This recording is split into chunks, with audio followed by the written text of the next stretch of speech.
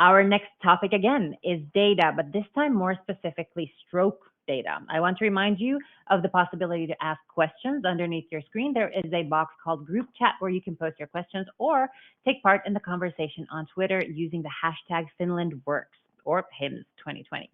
My next guests are Minna Pikkarainen, who is Professor of Connected Health at Oulu University, Rasmus Latvala, who is Chief Medical Officer at Predicell, and Pauli Innamaa, who is Head of Digital Healthcare Solutions at Innokas Medical.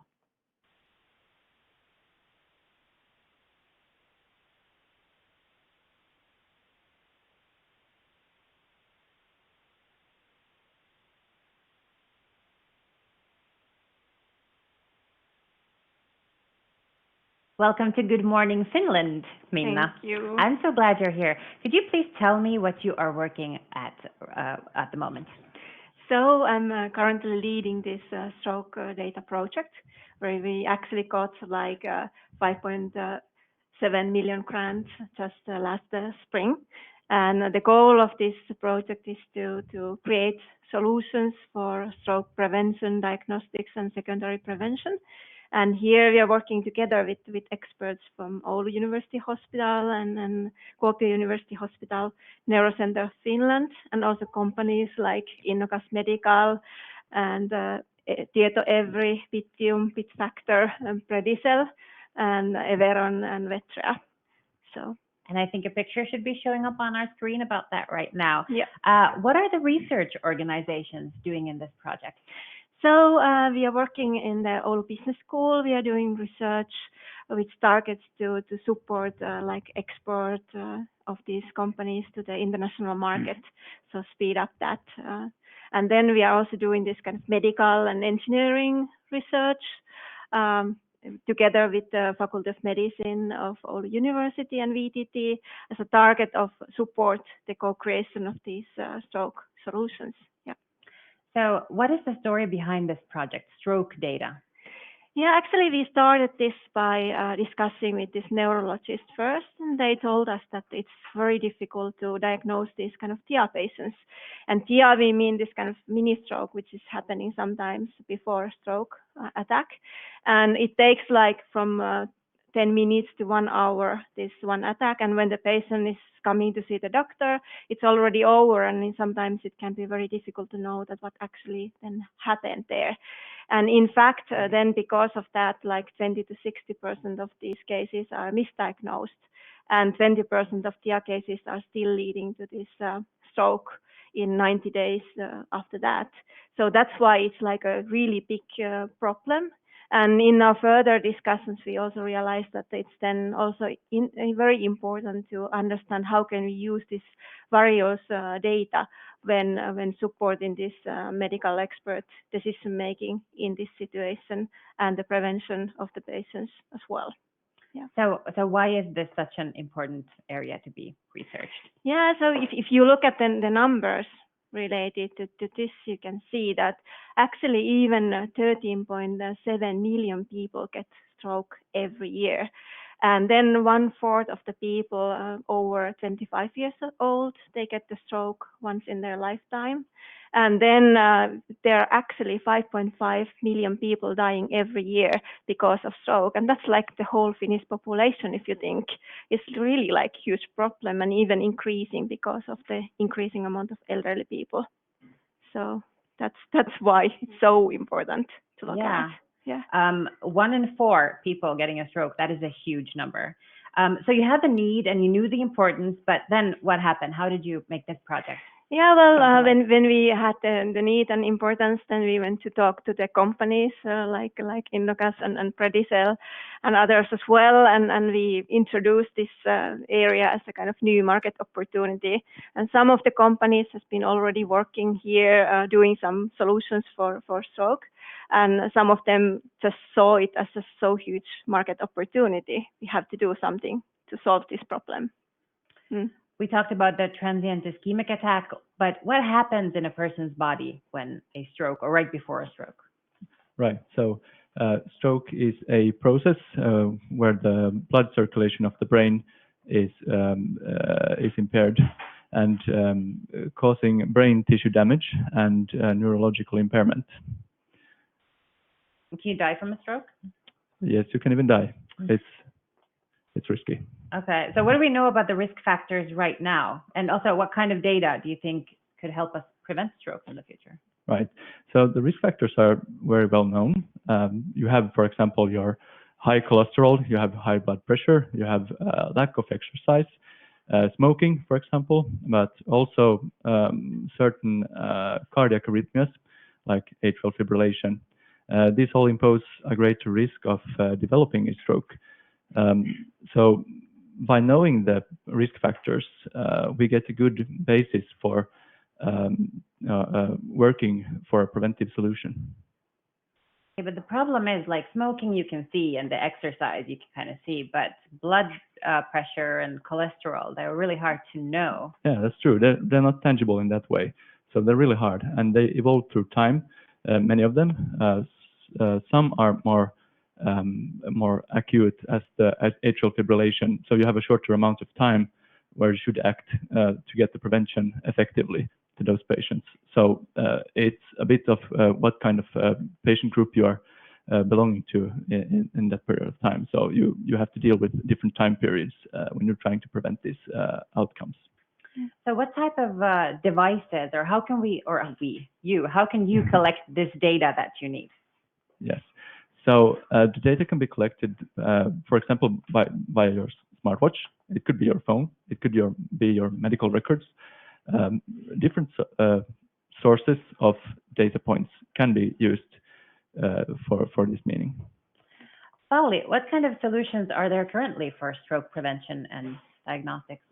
Well, to the best of our knowledge, there are not available these kind of holistic solutions that we are looking after. They are more like point solutions for example, helping to kind of assess the seriousness of the stroke itself. And then, of course, we already heard earlier, there are a number of these very fancy things, rings, smartwatches. I'm prime example of using them. So you have both? Yeah, but with kind of lacking the kind of the specific focus on the stroke and the whole care path over it. I guess Minna can continue from the care path, which I think that is really important part of our project here. Yeah. So basically, it's very important to build these solutions around the care path, meaning that looking at when the attack happens at home and when in the emergency, and then to hospital, like whole journey of the patient, and then from hospital to rehabilitation and back home. And these are the kind of solutions that are not existing yet. So what we need to develop here. So you're not only gathering data on stroke prevention, but also on how to make rehabilitation and that quicker. Is that right? Yeah, so we have to take into account the whole care pathway. And actually, this secondary prevention is part of this rehabilitation phase. Yeah, I would like to add that really important is that there is the kind of the patient-facing part of the solution, and then there is the healthcare professional-facing part of the solution. And healthcare professional has to be understood in a very wide meaning, because there are different parts and different expertise is needed. But what we are really looking after is that this dialogue between these two is the one that we want to help and improve, so that certain treatment can be planned, it can be followed, whether it's followed, and what are the results, so that people would, in the end of the day, be able to live healthier life. Yes, I would like to emphasize on that follow-up part there, that you can track what you've done. You can track what impact they will have. So the follow-up in, for example, rehabilitation can be a very important one. So in one of the earlier conversations, we were talking about that if we could somehow build a responsible platform where data could be shared from many different places, that would be I think Hannu called it a gold mine. Do you guys agree? Is that something that would help this project? Yeah, of course, that would help.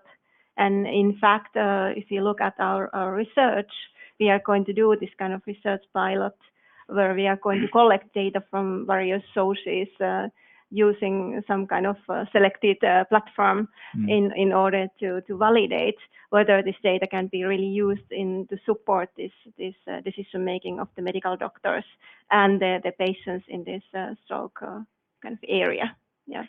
So you guys represent companies called Innokas Medical and Predicell. What kind of solutions are you planning to make for people with a stroke risk? Yeah, well, you want to start? Yeah, I could go first. Predicell is a company specialized in analyzing and processing your health and well-being data. And analyzing the data will, well, you can use different types of devices to collect the data. There can be various sorts of data points. It could be your smartwatch, as earlier mentioned here, but it can be all sorts of other data points and registers too. So we analyze the data and we give you a personalized risk score, which then, for example, can be used by your professional team to make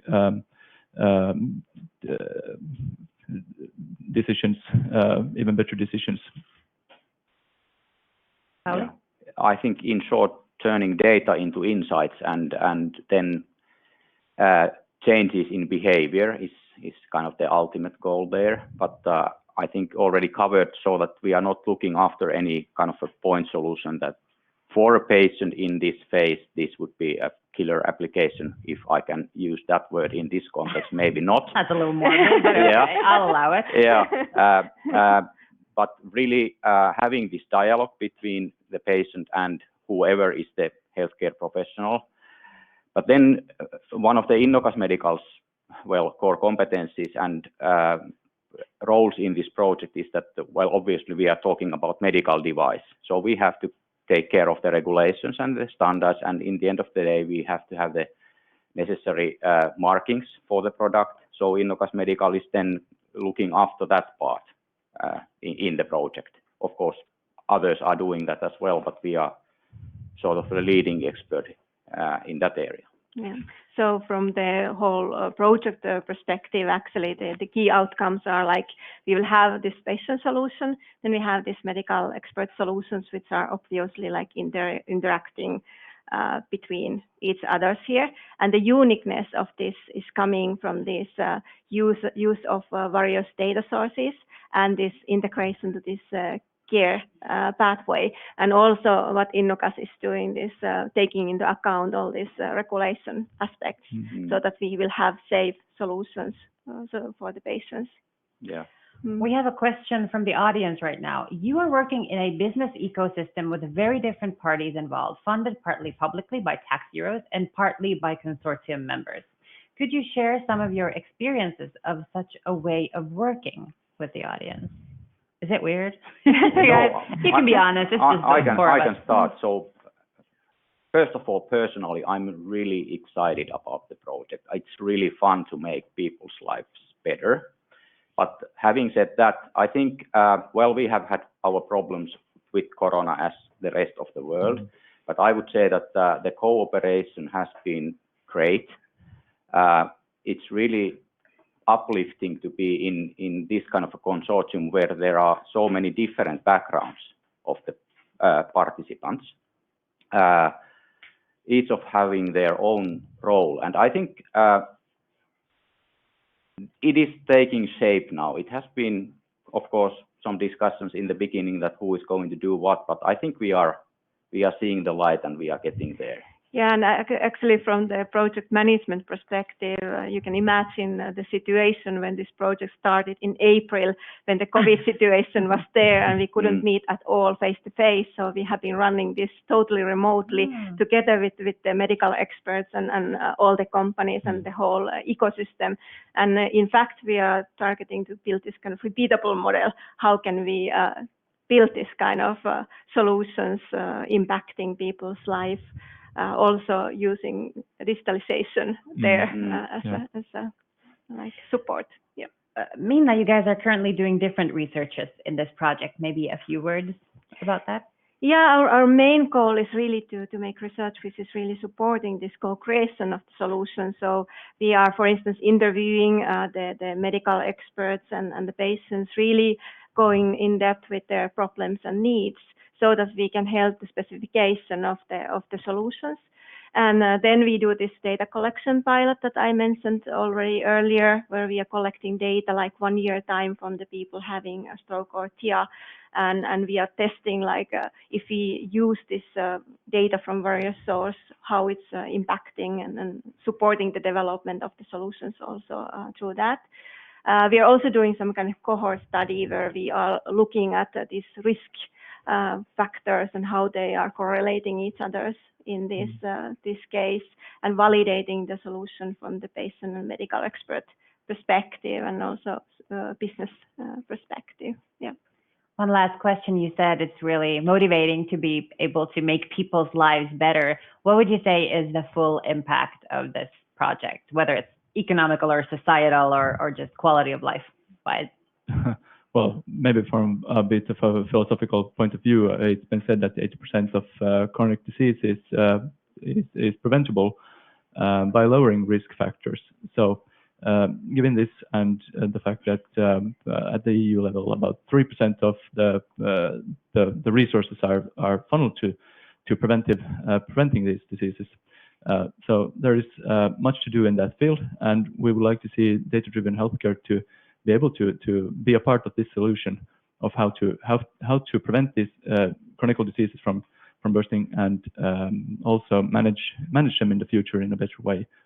And the impact of that and the holy goal is making more healthier lives and also an impact in society. Yeah. So if I can add very shortly to that, actually the goal is really to improve the quality of life of those people having stroke, but also decrease this mortality, because there's so many people dying. So if you can decrease this amount by detecting the stroke even earlier, that would be amazing. And of course, we can also like support these companies, their growth, and getting more jobs to Finland and globally through that. So that's the kind of goal here. Mm. That is so cool, saving lives. Okay, thank you so much, Minna, Rasmus, and Pauli. Thank you. Yep. Thank you.